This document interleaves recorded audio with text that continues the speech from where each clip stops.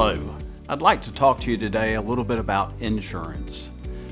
There seems to be much confusion about what insurance is today. How's it going to benefit me? But I'd like to give you a little bit of a historical perspective. My father practiced dentistry in a small town, and back in 1971, when he was practicing dentistry, the first dental insurance plans came out. And we had some manufacturing plants in our town. And so he saw these first initial dental insurance plans.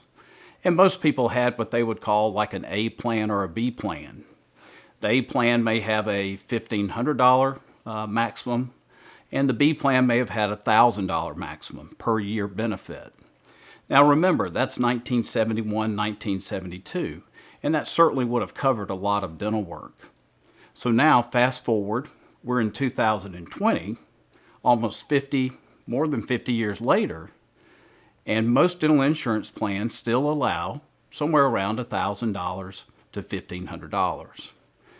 And this is a slight injustice to us, for we think we're receiving a benefit, we're getting insurance. But the reality today is that dental insurance has really stayed in the 1970s, even though we're practicing dentistry in the 2020s. Now, please know, insurance is a benefit that you have. And so we always want to try to maximize whatever benefit we can get from insurance companies. We understand that you're paying the premiums. So whatever we can do to help to make sure that we can maximize your benefit, we certainly are always going to do that. But I started with this history lesson because I think it helps to put in perspective that dental insurance really is something that's very much out of date with today's healthcare. So as we continue with insurance, let me address probably the biggest question that we get every day. Not a day goes by where I don't walk past the front desk and I hear one of my family staff talking on the phone, and they're trying to answer the question, "Are you on my plan?"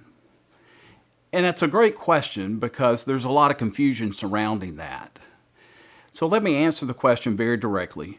We are on no insurance plans. Zero. Let me state another fact. We accept all insurances. Any insurance that anyone has, we will accept.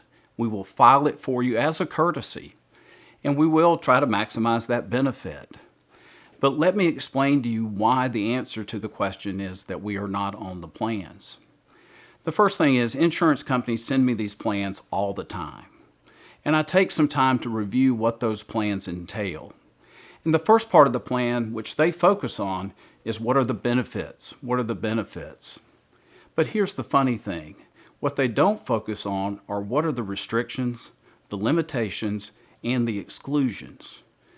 For you see, once you sign on to a plan, you're not only signing on to the benefits of the plan, you're also signing on to the limitations, the restrictions, and the exclusions. And this is what I have found. If I sign on to the plans, it's going to limit my ability to take care of you.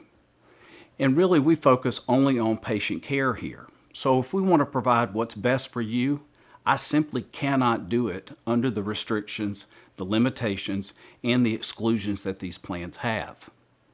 So let me make it clear. We still will accept all insurances, and we're going to maximize your benefit. But the key benefit to you by me not being on plans is I get to take care of you the way that you deserve to be taken care of.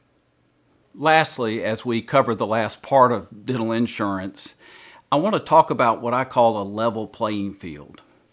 See, in our practice, because we're not on any plans, every patient who comes through our door gets treated exactly the same way. There's no distinctions between somebody who's on an insurance plan, somebody who's not on an insurance plan, or someone who has no insurance whatsoever.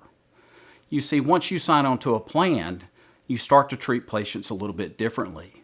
You'll treat the patients on the plan one way, and then the people who aren't on the plan, you treat them a different way.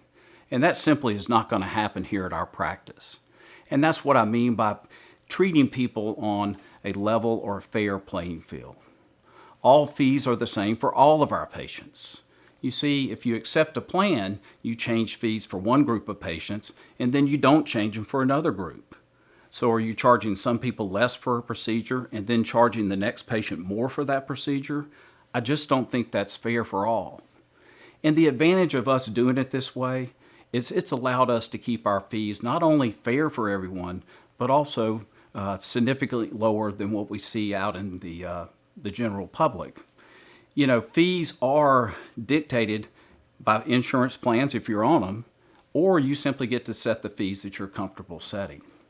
You see, here at Coastal Oral Surgery, we're not about procedures and codes and those types of things. We simply want to take care of you. And really, it brings us no joy whatsoever if we're not doing anything at all. So I hope this helps explain some of the ins and outs of dental insurance. We have some wonderful people here at our practice that can answer many questions, take you through the whole process. But remember, if you have insurance, it's your insurance, it's your benefit, and we certainly will always try our best to maximize that for you.